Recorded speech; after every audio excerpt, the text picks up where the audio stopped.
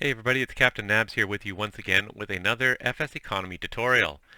First time we walked you through your very first flight in FSEconomy just to get you used to the system. So today we're going to talk about probably one of the most popular things everybody wants to do right after they finish their first flight, and that is save some money and buy themselves an airplane. Everyone thinks that by buying an airplane in FSEconomy you can save yourself all kind of money because now I don't have to rent an airplane every time I want to go and do a job. And that is partly true. You don't have to pay a rental fee anymore. However, now, as an airplane owner, you have to pay all sorts of costs associated with owning the airplane. If you do own your own airplane, however, it is pretty useful. You can know where it is at all times. You can know that the maintenance is done on it properly. As we mentioned, you don't have to pay any rental fees, and you can even make some money on the side by owning your own airplane. However, on the flip side of that, there are costs involved with owning an airplane, and you've got to be ready to cover those costs as an owner. They're not necessarily all that great depending on the airplane you have, but they do exist, and you've got to be aware of them before you jump headfirst in to buy an airplane. So we'll talk about the cost of owning an airplane in just a minute. First, let's go and talk about how you go about buying an airplane in FSEconomy. So we switch to our FSEconomy website here, and there are two different ways to buy an airplane. There's a public sale and a private sale. So within the FSEconomy world, there is a Purchase Aircraft button here where you can view any aircraft that has been publicly listed for sale. So when someone puts an airplane up for a public sale, it's basically listed in the FSEconomy server, almost like a Craigslist, just an ad, just a list of all the available airplanes for sale and all their vital stats. Alternatively, you can also buy airplanes directly from other people. As you can see up here, there's a View Private Sales Offers button. So if you go outside of the FSEconomy servers, maybe into the FSEconomy forums, it's the most popular place you might find something. Or maybe you just know somebody and you really bug them and they finally agree to sell you their airplane for a certain price. So you can agree on a price outside of FSEconomy here and actually activate the sale privately. And we'll talk about how to sell an airplane privately at the very end of this video.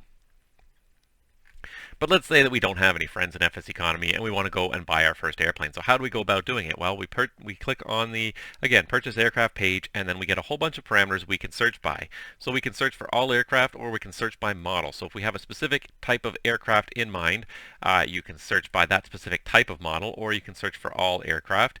You can, of course, limit your price to certain things. So let's say I want to find all airplanes under, I'm going to say under $500,000, which is a lot of money. It's going to bring up a lot of airplanes.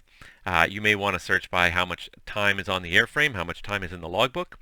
You may also want to search for airplanes with certain capacity. So you may be targeting a certain segment where you have a certain number of passengers or a certain cargo carrying capability. And you can also look for aircraft that are close to a certain airport. So maybe your home base, you can go within 100, 200, 500, 1,000, 2,000 miles of maybe your home base or some other place where you'd like to base your airplane. It's no good having a plane that's really cheap if it's halfway around the world and you can't really cheaply get it back to your home base. So I'm just going to do this. Let's search, and we're probably going to come up with a lot of entries in this case for $500,000. As you can see, it's just an absolutely huge list. There are literally tens of thousands of airplanes in the FSEconomy world. Not all of them are for sale at any given point in time, but there are lots of airplanes that are populating it, and there are always a bunch of airplanes on sale. Of course, like all the other FSEconomy things, we can sort by whatever column interests us, whether it be the type of airplane, or maybe we just want to search the price from low to high. So the cheapest airplane that I can find right now anywhere in the world is an Aeronca Champ for just $17,500 with a little bit of time on the airframe. There's a whole bunch of Cessna 152s here for about $19,000, $20,000.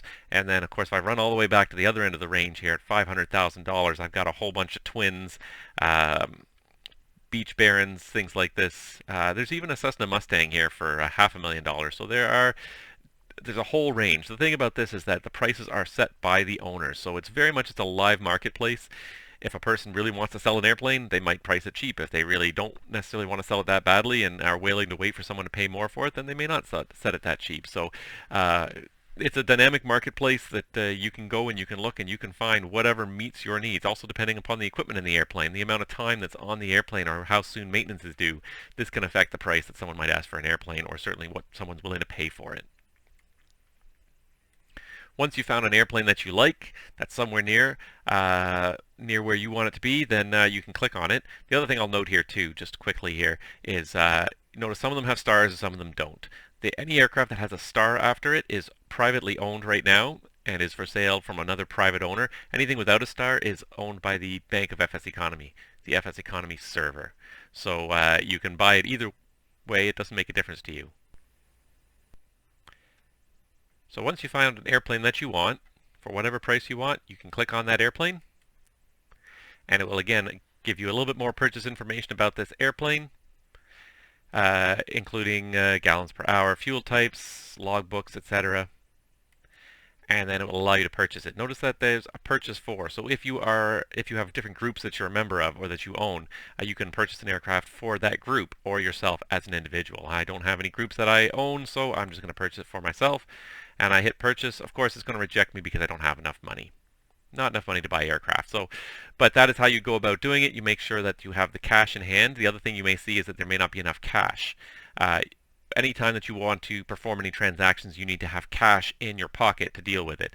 Money in your bank account doesn't do much good for these things. The dealer wants you to walk in with cash. So you'll have to go to your banking screen and hit bank, and you can withdraw whatever amount you wish to spend on an airplane from the bank. One of the other important statistics you'll notice on this list of aircraft for sale is the type of equipment. So you'll see often VFR or IFR. So every aircraft is rated as either VFR or IFR. In FSEconomy, what that means is VFR aircraft have no navigation radios whatsoever. They will have possibly communication radios depending on the sim you're in, but they will definitely not have any navigation radios that you can use at all. So basically you will be navigating just by looking out the window. None of the radios will work. As you can see in this example video here where I took my 150 for a little ride here, when we went up flying and you try to tune anything on the nav radios, you'll see that it switches back to a completely nonsensical frequency that won't let you tune anything in and won't let you navigate. So the equipment is still in the airplane, but what FSEconomy does through its client is it disables that equipment. Regardless of which sim you're using, the equipment is disabled, so you can't use navigation radios. Of course, if you have a VFR aircraft, then it's usually going to be a little bit cheaper than a comparable IFR certified aircraft. An IFR aircraft will then have comm and nav radios, but you won't have other systems. Other systems that you can add to an aircraft include the capability to use an autopilot, AP. Not every aircraft will have an autopilot, but you can choose to install an autopilot in any one that the sim supports. And what you'll also see in more expensive aircraft is also GPS. And what the GPS flag allows is the GPS flag allows the aircraft to couple GPS to the autopilot, and you can fly a GPS-based route with the autopilot. So most light aircraft will usually just be IFR. They may or may not have an autopilot, and they probably won't have GPS in case of a lot of smaller aircraft. When you get down to a lot of more expensive aircraft, especially things like you're getting into turboprops like the TBM, where a lot of this equipment is hardwired into the airplane and is not removable, Learjets and TBMs and such, then you may not be able to remove this equipment at all. It's going to come pre-installed and you can't take it out. Whereas with some of these lighter airplanes, not only can you install this equipment after the fact, but you can also take it back out again and get money back if you remove it. We'll talk a little bit more about that in just a moment. So once you've purchased an aircraft, then it will be listed on your aircraft page. Here's a list of my fleet of aircraft. As you can see right now, I own two different 152s located in very different airports in the FSEconomy world. Using this aircraft fleet page, I can now do a whole bunch of things to control the airplanes that I own. If I go to Edit, you'll see that I can edit a bunch of parameters for my airplane. I can change the registration from whatever it's set to right now to any alphanumeric combination that I choose. I can also change the home base airport, where my aircraft is listed as being based and which the distance bonus is based upon. I can change the distance bonus obviously here as well. For those of you that don't remember from the first video, the distance bonus is basically provides a bonus if pilots bring the aircraft closer to your home base. For every 100 miles closer to your home base, the pilots will be credited this much. Conversely, if they move an aircraft away from your home base, they will be charged a penalty of this much for every 100 miles further away that the aircraft is. If you don't want this, you can always set it to 0 and just let and take away all bonus and penalty incentives, or you can set it really high if you don't really want people to take it away unless they really need it, in which case they will pay you a very high penalty just to remove the aircraft from your home base. In the same area, you can also set the wet and dry rental price that you charge to other pilots to rent your airplane. The wet rental price is the price that you rent an aircraft with fuel. So you as the owner are covering all the costs of fuel, and you just simply charge the pilot the set amount. So usually the wet rate is higher than the dry rate because it includes fuel. So let's say I charge $45 an hour for the wet rate. For the dry rate is renting the aircraft without the cost of fuel included. So anytime the pilot puts fuel in the airplane, they also pay for that fuel that goes into the airplane, as well as paying you the dry rental price. With the wet rental price, the pilots are allowed to buy fuel, but that cost is then sent directly to you, and you only charge the pilots the wet rental price. If you want to not have the aircraft available for rent, you can leave these both to 0, and then only you can use the aircraft.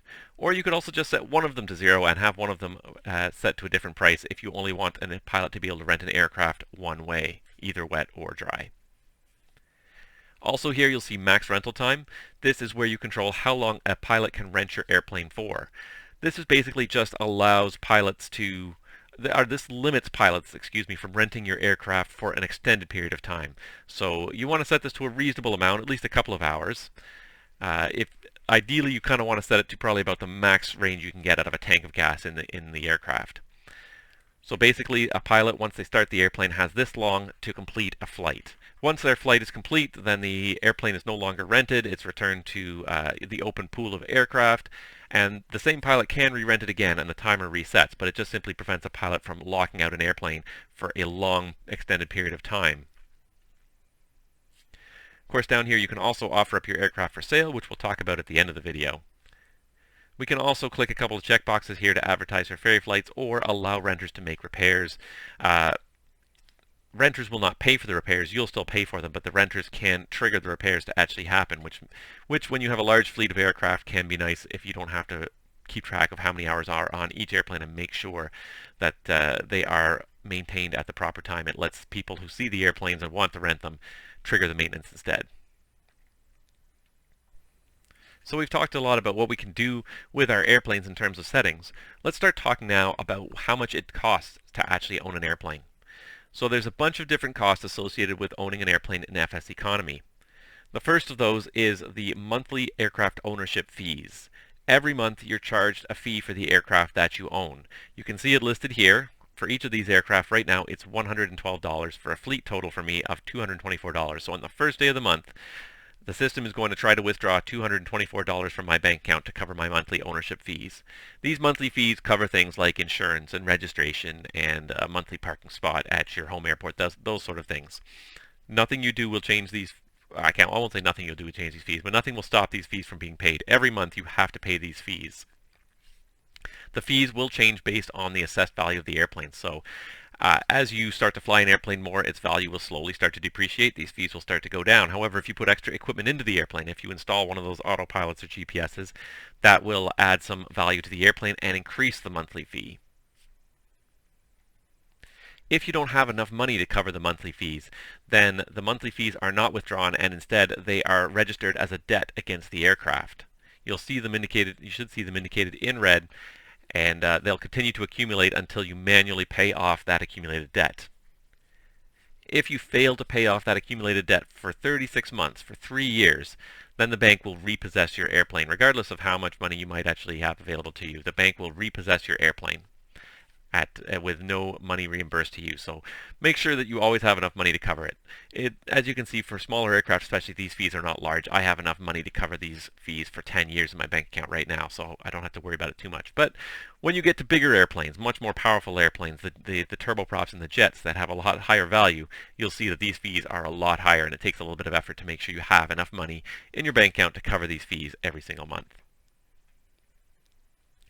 Aside from the monthly fee, the other basic fees you'll have besides paying for fuel is maintenance. Maintenance is very important when you run an airplane, especially if you're trying to make money off of an airplane in some kind of a commercial operation.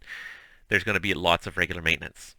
So in FSEconomy, this comes down to three different types of maintenance. There is 100-hour maintenance, there is overhauls, and then there's random maintenance.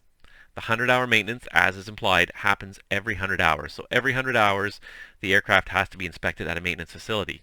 You'll see here that one of my airplanes has 15 minutes since the last check. I now have 99 hours and 45 minutes before I have to get a 100-hour inspection done. If you don't get that 100-hour inspection done and the airplane lands somewhere and it gets past that 100 hours, the airplane can still be flown, but you can't load any goods in or people into it, so you can't make any money off that airplane. The reason why, of course, is that not every airplane or not every airport has a maintenance base at it. So different airports may or may not have maintenance bases. Let's do this. Let's go to maintenance for CFNBV here, and what you'll see, maintenance available, no maintenance facilities at the current airport. So I cannot do any maintenance. The airport where it is at right now, CKM6, has no maintenance facility. So how do I find a maintenance facility? How do I make sure that my airport has a maintenance facility? It's not the easiest thing to necessarily find. You can find it, but it takes just a tiny bit of looking around. Generally, bigger airports will have it. This is a pretty small field here, here in Indiana, where my one airplane was to start. But if you look around for bigger airports, let's go with KGGP. It's a little bit of a bigger airport with a paved runway, and what you'll notice here is that under the repair avionics column here, there are some percentages listed. If there's repair and avionics percentages listed, that means that there is maintenance available here.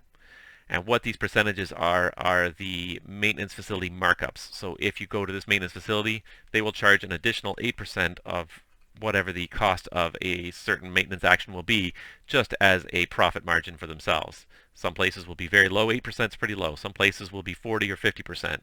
And as I said, not every airport will have one. If you go back to this airport here, you'll see nothing listed.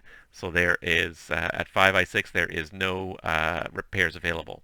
So if you were to stop at 5I6, you'd have to fly to some other nearby airport. You can pick the one you want, you can fly as far as you want, but you've got to go somewhere where maintenance is available. So that's what I did. I took one of my aircraft here and I flew them to an airport where maintenance is available. So now we can go to the maintenance sheet and you can see that there's different maintenance packages available here. So here's my 100-hour check. I can perform at any time. Even though I have only 15 minutes, I could pay to have it performed right now. Here is the estimated quote of what it's going to cost me. There's two different FBOs on the field. There is the local FBO. Any place you see local FBO, that's computer generated. That's the server generated. And they'll usually charge a higher price than, say, these privately player-owned FBOs, which will charge a slightly lower price. So the 100-hour check in this airplane will cost me about $1,100. The second type of maintenance that every aircraft has to deal with is an overhaul, an engine overhaul. Every manufacturer publishes a time before overhaul, or TBO, for their aircraft. So for the Cessna 152, it's 1,500 hours. Every 1,500 hours, you essentially have to replace the engine. As you can see, it's not cheap. $25,000, $27,000 to do this. So as you start to approach this 1,500-hour limit, you better make sure you have quite a bit of money in your bank account ready to go, or you better start making some, because it's going to cost you a lot of money. Note that these quotes are usually per engine.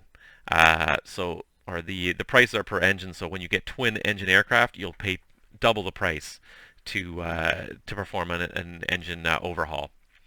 So it can be pretty expensive. Make sure that you're saving up some money for that. It doesn't happen too often. 1,500 hours, that's a long time to fly 1,500 hours. It'll be a couple of years that an airplane usually has to fly before it'll hit 1,500 hours. But be ready for those kind of costs. Usually any airplanes that are coming up close to that TBO, you'll see, are usually quite cheap to buy if someone tries to sell them, because the fact that they have an overhaul coming due that's going to cost $25,000, $20,000, $30,000, $50,000, $100,000, $200,000 for some of the jets, that will be factored into the price.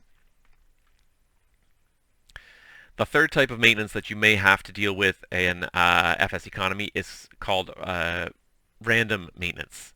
Basically, random maintenance represents things that break unexpectedly in the aviation industry. So randomly, the server will occasionally break airplanes. It won't really detail too much what is broken. It'll just give a price for getting the airplane fixed and back up and running. So it won't happen too often, but it's randomly generated by the server. There's nothing you can do to stop it or prevent it. all you can do is get the airplane fixed when it does come up. So it's always good to have a little bit of money in your bank account to cover some of these unexpected fees. You'll also notice here, because we're at a maintenance base, we have the option to install a bunch of different things in our aircraft. So I could take my $16,000 and install a better radio package into my aircraft here. It's going to cost $19,500 if I go to the local FBO, but Barking Sands Aviation will do it for $14,000. An autopilot will cost between $23,000 and $30,000, and linking the GPS to the autopilot will cost between $46,000 and $60,000. These are some substantial investments. So you'll often see this reflected on the purchase page. Aircraft that have these equipment will cost a lot more than aircraft that do not have any of this equipment. As an example, let's go here. Let's go to banking, and let's withdraw $14,500 and go back to my aircraft, because one of the reasons why I flew it to this maintenance base was to get some real radios installed in it. Do you want to install this equipment for $14,950? Oh, I don't think I actually withdrew enough money. Alright, so now we have enough money. We go to maintenance, install for $14,950. Okay. I now have spent a lot of money, but I now have IFR radios available in my aircraft. VFR, NAV1, NAV2, and NDB available. Notice that now these buttons have changed to remove and sell. You can also remove the avionics. However, notice that removing them will only refund you a small amount. So in this case, if I ask this shop to remove them, by the time they've done all the labor of removing them, I'm only going to receive $2,200. If I get the local FBO to do it, I'll receive $1,300. So depending on the type of avionics, you're going to get a lot less back. So make sure this is something you truly want to do. You'll get some money back, but not much. In addition to buying or renting airplanes, there's a third way in FSEconomy to get an airplane, and that is through a lease. When I click on the Lease Aircraft link, you'll see it's a pretty simple screen. All it does is give me the details about the aircraft, and it lets me pick a username and lease this aircraft to any user that I so choose. You'll see there's no money associated with it. Leasing aircraft is something that's done basically outside of the FSEconomy system. If you want to negotiate a contract with someone who owns an airplane to lease the airplane from them, you'll have to transfer money manually through the banking system in order to facilitate the lease, or whatever other conditions you may associate with the contract. Once I decide to lease an aircraft to somebody, that person has total control of the aircraft for everything and receives all cash associated with the airplane. So any money that the aircraft makes, that person who's leasing, the lessee, the person who leased the aircraft, makes all that money. They also have to pay all the maintenance expenses, organize all the maintenance. They basically have to do everything. They basically have control of everything to do with the aircraft, except for the aircraft registration is the only thing that can't be changed by someone who leases an airplane. If I decide to lease an aircraft to a person, the only thing I can then do with that aircraft is at any point in time I have one button that I can click where I can retrieve that aircraft from the lease, cancel the lease, and get the aircraft back under my own control. There's nothing in FSEconomy that makes paying for the aircraft mandatory. There's nothing that there's no repercussions. Well, I won't say there's no repercussions, but there's no automatic system that causes any problems if you decide to take an aircraft back. However, through the FSEconomy forums and the other, however else you manage to arrange it, you may get a reputation as a bad businessman if you take this aircraft back without a just cause. FSEconomy does not in any way police the leasing of aircraft, so do so at your own risk. You can negotiate on the FSEconomy forums, and you'll probably find plenty of aircraft up there for lease for reasonable terms. But just buyer beware, there's no policing of it. It's completely done manually outside of the FSEconomy system. All that happens is you just simply trigger the lease here, and the owner always has the possibility to take the aircraft back. I tend to stay away from that. If I need an aircraft, I'll either buy it outright if I have the money, or else just try to find one for rent. So now that I've completely scared you out of owning an aircraft, you want to get rid of that aircraft that you already own. Well, there's three ways to do that. So again, we have to go back to our aircraft status screen here, pick an aircraft, hit edit, and there's three types of sales. You can see two listed here, public and private, and we discussed them a little bit before. Public, basically, if you put your aircraft up for sale, type in a price that you want for your aircraft, let's say $75,000, and hit update. If I now go to the purchase aircraft screen, and let's put in a max value of $75,000 to make it easy to search for, search by price, you'll see that my aircraft is now listed here for sale. $75,000, 0 time on the airframe, VFR equipment. If you no longer wish to sell your aircraft, simply go back to the edit page, set the price to 0, and it will disappear from the sale page. You'll get a warning, and this is just the system protecting you from setting a price that is too low in case you wanted to maybe charge $75,000 but you put 75 by mistake. So it's just asking you if you want to sell an airplane for less than the scrap price of the airplane. If you want to have a private sale, you just simply click the private button here, enter the sale amount, and enter the name of the person that the username of the person that you're selling to. The next time that person logs in, they will have an option to accept the private sale. Once they do that, the money will change hands, the aircraft will change hands, the sale will be complete. The only difference between the public and the private is the private sale is not listed anyway on this search aircraft, purchase aircraft screen. It's usually negotiated directly through email, through the FSEconomy servers, whatever way you decide to negotiate with other people. There is a third way to sell an aircraft, and that is basically scrapping the airplane, selling it to the bank for the absolute minimum scrap value of the airplane. The bank will buy it from you for basically scrap value. This is anywhere from 60 down to 25% of the normal purchase price of an airplane, depending on how many hours are on the airplane. So it could be a pretty small amount. This is also the value that your monthly ownership fees are based upon. Your monthly ownership fees will be 1% of this scrap value of the airplane every month. This is basically a panic. If you really need cash desperately, you need it now, there's no delay, there's no waiting for anybody to accept anything or make an offer to you to buy the airplane. This will immediately liquidate your airplane for that much money. It's not a very good idea if you can avoid it, but if you absolutely need the cash for some reason, you can sell it back to the bank just like that. And with that, your aircraft are gone, and you no longer have an airplane to fly anymore. But there's always plenty to rent out there in the FSEconomy world. So go out there, guys, have fun. I hope this helped teach you a little bit about how to fly the airplanes in FSEconomy, how to buy the airplanes in FSEconomy, and make the most out of FSEconomy. So thank you guys so much for watching. I hope you enjoyed this. I'll try to have a couple more videos in this series on FSEconomy tutorials in the future.